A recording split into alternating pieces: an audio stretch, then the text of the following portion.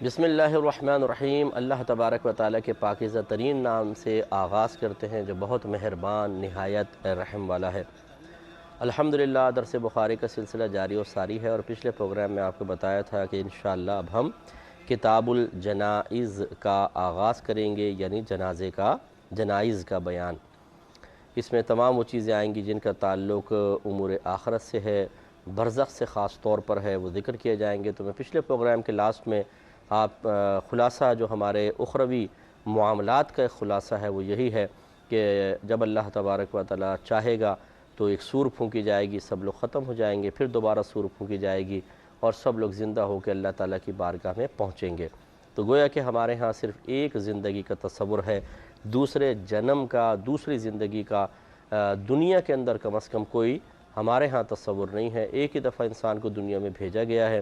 اسی میں اس کو آخرت کی تیاری کرنی ہے۔ جب اس کی روح کا سلسلہ جسم سے منقطع ہو جائے گا تو ایک طویل عرصے تک منقطع ہی رہے گا، اگرچہ تھوڑا بہت تعلق رہے گا، کیونکہ قبر میں جو عذاب ہوتا ہے یا مردہ قبر میں اللہ تبارک و تعالیٰ کی طرف سے نعمتیں حاصل کرتا ہے، جنت کی نعمتوں سے حظ حاصل کرتا ہے، مزہ حاصل کرتا ہے، وہ خالی جسم نہیں پا سکتا، خالی روح نہیں پا سکتی۔ یقیناً اس کے مجموعے سے ہی، مجموعے کے اوپر ہی عذاب ہوتا ہے اور مجموعہ ہی لذت حاصل کرتا ہے۔ تو یک گونا یعنی کسی نہ کسی پہلو اور جہت سے جسم اور روح کا تعلق قبر میں قائم ہوتا ہے، لیکن مکمل روح داخل ہو کر جسے انسان زندہ ہوتا ہے ایسا نہیں ہوگا۔ پھر لیکن جب قیامت قائم ہوگی، اللہ تعالیٰ چاہے گا اپنی بارگاہ میں سب کو بلانا، تو پھر یہ ایک میدان محشر قائم ہوگا۔ وہاں پر محشر مانے حشر مانے جمع کرنا، محشر مانے جمع ہونے کی جگہ، تو سارے کے سارے وہاں پر جمع ہو جائیں گے۔ پھر اللہ تعالیٰ حساب و کتاب فرمائے گا۔ جو نیک لوگ ہوں گے، مسلمان ہوں گے، ان کے نام اعمال سیدھے ہاتھ میں آئیں گے۔ جو کافر ہوں گے، مشرکین، مرتدین ہوں گے، منافقین ہوں گے، ان کے الٹے ہاتھ میں نام اعمال دیا جائے گا۔ یا خدا نخواستہ اگر کوئی مسلمان ایسا ہے کہ جو مطلب گناہوں کے اندر مبتلا رہا، توبہ کیے بغیر مرا، اور کوئی ایسا سبب بھی اس کو حاصل نہ ہو سکا کہ عالم برزخ میں اس کے گناہوں کا کفارہ ہو جاتا، گناہ معاف ہو جاتے، تو وہ پھر عارضی طور پر جہنم میں جائے گا، تو اس کے ہاتھ میں بھی،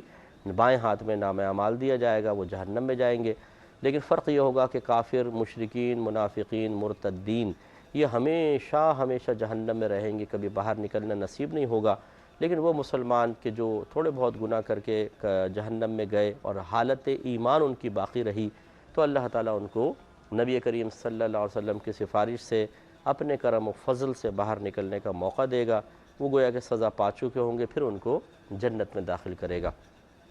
تو جو ایک دفعہ جنت میں داخل ہو جائے گا، پھر وہاں سے کبھی بھی نکلنا نصیب نہیں ہوگا، یعنی کوئی باہر نہیں آئے گا، پھر ہمیشہ جنت میں رہیں گے۔ اور کوئی آنا بھی کیوں چاہے گا، کیونکہ جنت اللہ تبارک و تعالیٰ کی رحمت کا مقام ہے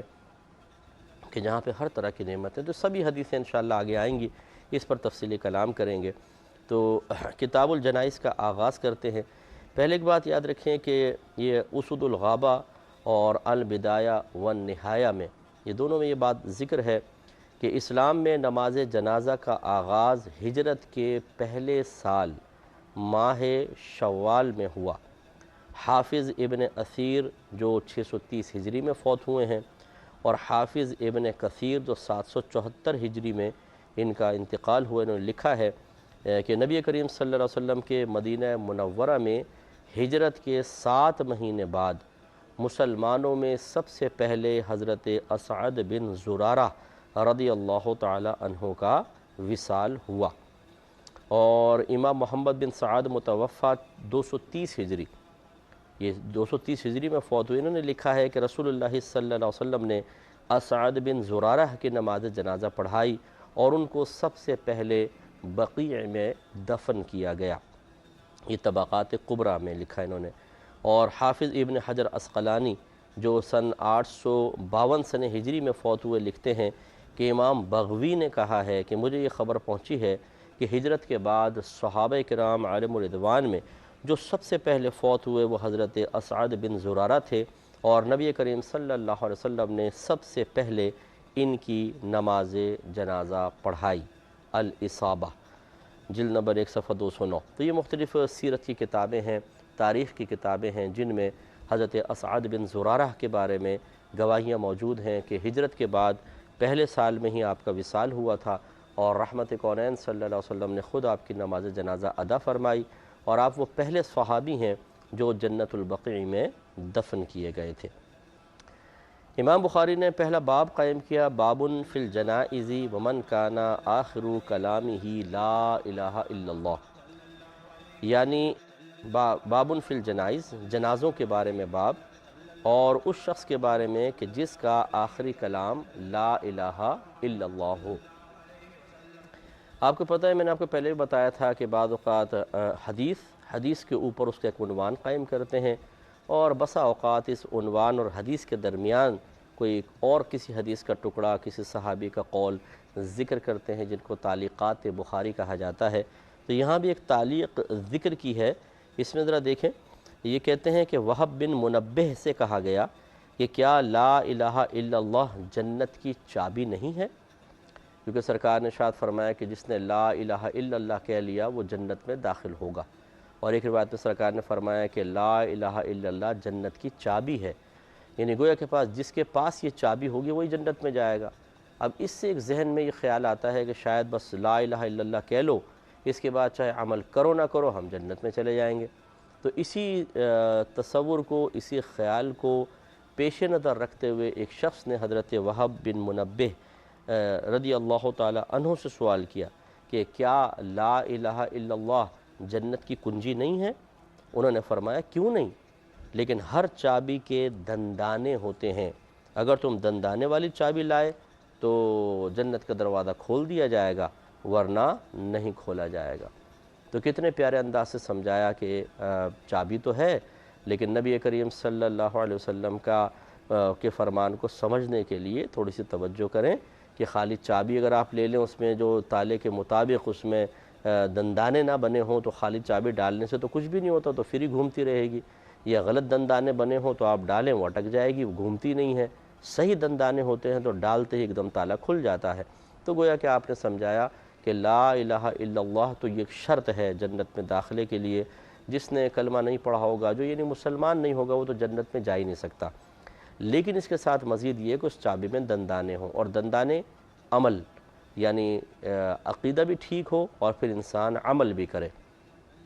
حضرت وہب بن منبہ رضی اللہ تعالی عنہ نے ایک شخص کو جواب دیا، لیکن حقیقتاً قیامت تک کے بہت سارے جاہلوں کو جواب دیا، جو کہتے ہیں کہ جی بس عقیدہ ٹھیک کر لو، عمل کی کوئی ضرورت نہیں ہے۔ اور یہ زیادہ تر وہ لوگ ہوتے ہیں کہ جو خود عمل سے بھاگتے ہیں، لیکن ان کے کچھ متبعین بھی پیدا ہو جاتے ہیں، اور وہ متبعین ان کا کہنا ماننے والے، ان کے پیچھے چلنے والے، ان کی بعض بے سروپا باتوں کو آنکھیں بند کر کے قبول کرتے ہیں۔ تو چونکہ یہ ایسے حضرات بعض اوقات بے عمل ہوتے ہیں، اور اگر یہ عمل کی ہی ترغیبیں دینا شروع کریں تو خود نفس تو قابو میں نہیں ہوتا، نہ شیطان ان کو اطاعت کرنے دیتا ہے، بلکہ یہ شیطان کی اطاعت کی طرف مائل رہتے ہیں۔ تو اب اپنے آپ کو تنقید سے بچانے کے لیے کیا کریں؟ دو چیزیں ہیں، دو راستے ہیں، عمل شروع کر دو، تنقید سے محفوظ رہو گے، یا پھر عمل کو ہی برا کہنا شروع کر دو تاکہ آپ کے متبعین آپ کو کچھ کہیں نہیں۔ تو بعض اوقات ایسا ہی ہوتا ہے کہ جو نفس و شیطان کی غلامی میں مکمل طور پر گھر جاتا ہے، گرفتار ہو جاتا ہے، وہ اپنے متبعین کو سمجھانے کی کوشش کرتا ہے کہ بس عقیدہ ٹھیک کرو، اس کے بعد کوئی ضرورت نہیں عمل کرنے کی۔ یہ بالکل غلط ہے۔ جتنے بھی انبیاء علیہم السلام آئے، سب صحیح عقیدے کے حامل اور اس کے بعد عمل بھی کثرت سے کرنے والے تھے۔ اسی طرح صحابہ کرام میں کوئی ایک مثال ایسی بتا دیں کہ کسی صحابی نے کہا بھی عقیدہ ٹھیک کر لو، عمل کوئی ضروری نہیں ہے۔ کسی ایک جو واقعی جو بڑے ولی گزرے ہیں، اولیاء گزرے ہیں، ان میں سے کسی ایک کی مثال بتا دیں کہ انہوں نے یہ کہا ہو کہ بس اللہ کو عقیدے سے آپ راضی کر سکتے ہیں، نظریات ٹھیک کر لیں، اس کے بعد عمل کی کوئی حاجت نہیں ہے۔ نہیں، قرآن کی کوئی ایک آیت ایسی لے آئیں، نہیں لا سکتے۔ تو خود سوچئے کہ جو سوچ اور فکر قرآن و حدیث کی بالکل بنیادی، واضح، ظاہری اور صریح تعلیمات سے متصادم ہو، ٹکرا رہی ہو، جو سوچ اور فکر کا نتیجہ انبیاء علیہ السلام کے طریقے سے، صحابہ اولیاء کے طریقے سے ہٹا دے، وہ کیسے مثبت اور پاکیزہ ہو سکتی ہے؟ اس لیے ہم اپنے بھائی بہنوں سے گزارش کرتے ہیں کہ جو عمل کو برا بھلا کہے، اس کی کبھی بھی اتباع نہ کریں، اس کے پیچھے نہ چلیں، وہ تباہ کر دے گا۔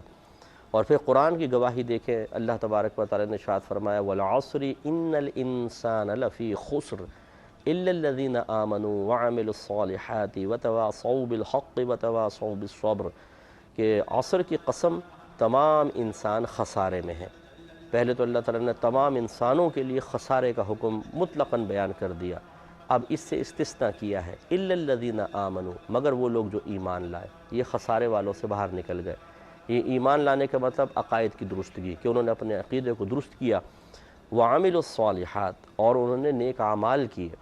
تو اس میں سے پھر نیک اعمال والے عقیدہ بھی ٹھیک، عمل بھی، تب نجات ملے گی۔ لیکن پھر عقیدے کا تعلق آپ کی ذات سے، کہ آپ نے اپنا عقیدہ ٹھیک کر لیا، آپ عمل کرنے لگ گئے، کافی ہے؟ نہیں۔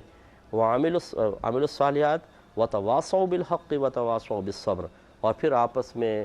حق اور صبر کی تلقین کرتے رہے۔ اس کا مطلب ہے کہ اپنا عقیدہ بھی ٹھیک کریں، آپ کو عمل بھی کرنا ہوگا، اور پھر یا شیخ اپنی دیکھ نہیں ہوگا، بلکہ اب آپ کو دوسروں کی بھی اصلاح کرنی ہے، تبلیغ دین کرنی ہے، نیکی کا حکم دینا ہے، برائی سے روکنا ہے، امر بالمعروف و نہی عن المنکر کرنا ہے، یعنی نیکی کا حکم کرنا، برائی سے روکنا، تب کہیں جا کے انسان مکمل طور پہ خسارے سے باہر ہوگا۔ اس کا مطلب ہے کہ جو عقیدہ ٹھیک نہ کرے وہ بھی خسارے میں، جو عقیدہ ٹھیک کر لے لیکن عمل نہ کرے، اللہ تعالیٰ اس کے رسول کا کہنا نہیں مانتا، اطاعت نہ کرے، یہ بھی خسارے میں، اور جو عقیدہ بھی ٹھیک کر لے، عمل بھی ٹھیک کر لے، اور پھر وہ لوگوں کو تبلیغ نہ کرے، برائیاں اپنی آنکھوں سے ہوتے دیکھ رہا ہے لیکن منع نہیں کرتا ہے، بلکہ خوش ہوتا ہے، بلکہ دل سے اس پر راضی رہتا ہے، یا چلیں کچھ بھی ہے لیکن وہ منع نہیں کرتا ہے باوجود قدرت کے، تو پھر ایسا شخص بھی قابل گرفت اور خسارے میں رہے گا۔ تو اس لیے آپ سے میری تمام بہن بھائیوں سے گزارش ہے کہ اگر کوئی شخص اپنی اس طرح کی فاسد سوچ آپ کے سامنے ذکر کرتا ہے کہ وہ ان تین اہم امور میں سے کسی ایک کا انکار کرے، عقیدہ ٹھیک کرنے کی کوئی حاجت نہیں ہے، عقیدہ ٹھیک کر لو، عمل کرنے کی ضرورت نہیں ہے، عقیدہ ٹھیک کر لیا، عمل کر لیا، بس بھائی کافی ہے، اب آپ کو آگے لوگوں کی اصلاح کرنے کی ضرورت نہیں ہے، سمجھ لیں کہ وہ مطلب کامل شخص نہیں ہے۔ اگر عقیدہ خراب ہے تو پھر تو لازم بات ہے کہ انتہائی ناقص ہو، تو تباہ کن۔ پھر اگر عقیدہ ٹھیک ہے لیکن عمل میں تو پھر بھی بہت خطرناک، اور تیسری کی صورت بھی چھوڑے گا کہ نیکی کا حکم کرنا، برائی سے روکنا نہیں کرے گا، یا اس کی ترغیب دیتا ہے کہ نہ کرو، تو پھر بھی یہ اس قابل نہیں ہے کہ اس کی اتباع کی جائے۔ مسلم کی روایت ہے، میرے آقا صلی اللہ علیہ وسلم نے ارشاد فرمایا کہ جب تم برائی کو ہوتے دیکھو تو اس کو اپنے ہاتھ سے بدل دو،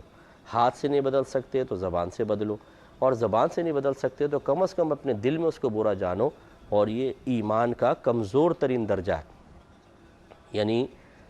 ہاتھ سے بدل دو کا مطلب ہاتھ سے روکو، ہاتھ سے نہیں روک سکتے تو زبان سے روکو، اور ان دونوں پہ قدرت نہیں ہے تو دل میں اس کو کم از کم برا جانو، اور یہ ایمان کا کمزور ترین درجہ ہے۔ اس کا مطلب یہ ہوا کہ برائی ہوتی دیکھ کر اگر ہم دل میں اس کو کم از کم برا جان رہے ہیں تب بھی ہم ایمان کے سب سے کمزور درجے پر ہوں گے۔ اور اگر کوئی برائی سے خوش ہو، برائی کی حوصلہ افزائی کرے، برائی کے اندر خود شریک ہو جائے، تو بتائیے کہ جو دل میں صرف برا جان رہا تھا وہ ایمان کے کمزور ترین درجے پر تھا، تو پھر یہ جو برائی کر رہا ہے، برائی کو اچھا سمجھ رہا ہے، یہ کتنے نچلے درجے پہ چلا جائے گا۔ اس لیے کسی رہنما کا انتخاب کرنا یہ آسان نہیں ہوتا ہے، سوچ سمجھ کر فیصلہ کرنا چاہیے۔ آگے حدیث بیان کی ہے، 1237 نمبر حدیث پاک لے کر آئے ہیں۔ حضرت ابو ذر رضی اللہ تعالی عنہ اس کے راوی ہیں، وہ کہتے ہیں کہ نبی کریم صلی اللہ علیہ وسلم نے ارشاد فرمایا کہ میرے پاس میرے رب کی طرف سے آنے والا آیا، اور پس اس نے مجھے خبر دی، یا فرمایا کہ مجھے بشارت دی۔ یہ راوی کو شبہ ہے کہ سرکار نے خبر دی کے لفظ کہے تھے یا بشارت دی کے لفظ کہے تھے، کہ جو شخص میری امت میں سے اس حال میں مرا کہ وہ اللہ تبارک و تعالیٰ سے بالکل شرک نہیں کرتا تھا تو وہ جنت میں داخل ہوگا۔ تو حضرت ابو ذر عرض کرتے ہیں کہ میں نے یہ کہا کہ چاہے اس نے زنا کیا ہو اور چاہے اس نے چوری کی ہو، نبی کریم صلی اللہ علیہ وسلم نے فرمایا چاہے اس نے زنا کیا ہو اور چاہے اس نے چوری کی ہو۔ اس کا مطلب ہے نبی کریم صلی اللہ علیہ وسلم کو بذریعہ وحی بتایا گیا کہ جو ایمان لے آئے اور شرک بالکل نہ کرے تو اللہ تعالیٰ اس کو ضرور جنت میں ڈالے گا۔ اب حضرت ابو ذر غفاری رضی اللہ تعالیٰ عنہ کا پوچھنے کا مقصد یہ تھا کہ شرک کی بات تو سمجھ میں آ گئی، کیا اس کے بعد کبیرہ گناہ بھی انسان کی جنت میں دائمی اور ہمیشہ والے دخول کی راہ میں رکاوٹ بن سکتے ہیں؟ تو سرکار نے ارشاد فرمایا کہ نہیں، اگر کوئی زنا کرتا ہے، چوری کرتا ہے، اگر تائب ہو کر مرتا ہے تو پھر تو یقینی سی بات ہے کہ توبہ سے نام مال سے گناہ نکل ہی گئے، اور بالفرض اگر وہ توبہ کر کے نہیں مرتا تو پھر بھی ضروری نہیں کہ وہ جہنم میں ضرور جائے، جنت سے محروم کیا جائے. ہو سکتا ہے اللہ تعالیٰ اپنے کرم سے معاف فرما دے، اور جس مظلوم پر ظلم کیا اللہ تعالیٰ اس کو اس سے راضی کر دے. اور یہ بھی ہو سکتا ہے پھر تیسری صورت یہ ہے کہ اگر اللہ تعالیٰ ناراض ہی رہا اور اس کو معاف نہیں کیا اور تو وہ جہنم میں اگر چلا بھی گیا تو عارضی طور پر جائے گا، پھر وہ جنت میں آ جائے گا. تو یہ سرکار کے کہنے کا مقصد یہ نہیں ہے کہ چوری کرو، ڈاکہ کرو، کچھ بھی کرو، کوئی فرق نہیں پڑتا، نہیں، بلکہ سمجھانا یہ مقصود ہے کہ جنت میں مومنین ہمیشہ ہمیشہ کے لیے جائیں گے. اس راہ میں اگر کوئی سب سے بڑی رکاوٹ ہے تو وہ کفر و شرک ہے بس. اس کے علاوہ اگر کوئی کبیرہ گناہ کر لیتا ہے تو وہ دائمی دخول کی راہ میں رکاوٹ نہیں، عارضی طور پر ایسا کر سکتے ہیں یہ گناہ اگر اللہ بھی ناراض ہو کہ اس کو تھوڑی دیر کے لیے جنت سے روک لیں، یعنی وہ جہنم میں چلا جائے، عذاب بھگتے اور پھر جنت میں آ جائے. تو اس سے کوئی بھی یہ نتیجہ نہ نکالے کہ جی اس کا مطلب ہے کہ آدمی بس شرک سے بچ جائے، اس کے بعد اگر کبیرہ گناہ کرے تب بھی ٹھیک ہے، یہ غلط. اور علماء احناف کا یہی موقف ہے. ہم یہ کہتے ہیں کہ کفر و شرک کے علاوہ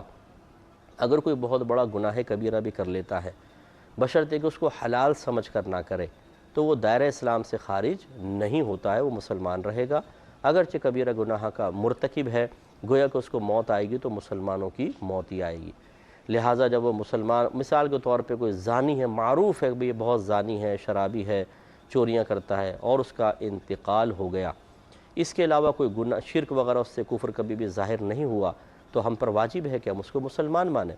لہٰذا جب مسلمان مانیں گے تو پھر اس کو غسل دینا بھی لازم ہوگا، اس کی نماز جنازہ پڑھائی جائے، اس کو کفن دیا جائے گا، نماز جنازہ ہوگی، اور اسے مسلمانوں کے قبرستان میں دفن بھی کیا جائے گا کیونکہ وہ مسلمان مرا. اسی طرح خودکشی آپ دیکھیں کہ بڑے بڑے گناہوں میں سب سے بڑا گناہ جو ہے، یعنی کفر و شرک کے بعد اگر آپ دیکھیں تو یہ بہت بڑا گناہ ہے کہ اپنے آپ کو ہلاک کرنا. ایک ہے کہ دوسرے کو، کسی کو ناحق مارنا، ایک ہے اپنے آپ کو ہلاک کرنا. یہ بھی بہت بری چیز ہوتی ہے، بہت بڑا گناہ ہوتا ہے. لیکن اس کے باوجود نبی کریم صلی اللہ علیہ وسلم سے خودکشی کرنے والے کے لیے دعائے بخشش و مغفرت کرنا ثابت ہے. اس سے معلوم ہوتا ہے کہ اگر کوئی کبیرہ گناہ کو حلال سمجھ کر نہیں کرتا ہے، اس سے بس ہو جاتا ہے سرزد، یا حرام سمجھ کے وہ کرتا ہے، یا کوئی نیت نہیں تھی بس کر لیا اس نے، کم از کم حلال سمجھنے کی نیت نہیں تھی، تو وہ مسلمان ہی رہے گا. تو احناف کا موقف یہی ہے کہ کبیرہ گناہ سے کوئی بھی مسلمان کافر نہیں ہوتا سوائے کفر و شرک کے. اچھا، یہ بھی یاد رکھیں کہ اگر کسی سے گناہ کبیرہ، جیسا بھی میں نے آپ کو عرض کیا کہ گناہ کبیرہ حلال سمجھ کے کرنا، یہ وہاں پر ہوگا کہ اگر کوئی گناہ کبیرہ کو حلال سمجھ کر کرے تو وہ دائرہ اسلام سے خارج ہو جائے گا، کافر ہو جائے گا. یہ اس گناہ کبیرہ کے بارے میں ہے جس کا ثبوت قرآن کی بالکل واضح آیت سے ہو، یعنی قرآن کے اندر اس گناہ کا واضح آیت سے ذکر کیا گیا ہو، جس کو حرام قطعی کہتے ہیں. حرام قطعی کو حلال سمجھنا یہ کفر ہوتا ہے. لہذا اگر کوئی اس طرح کا گناہ حلال سمجھ کے کرے گا تو اس کو حلال سمجھنے کی وجہ سے اس کا ایمان ختم ہو جائے گا، تو پھر وہ کیسے جنت میں جائے گا. اس کو ذہن میں رکھیں. انشاءاللہ نیکسٹ پروگرام میں مزید تبصرہ کریں گے. وآخر دعوانا ان الحمدللہ رب العالمین.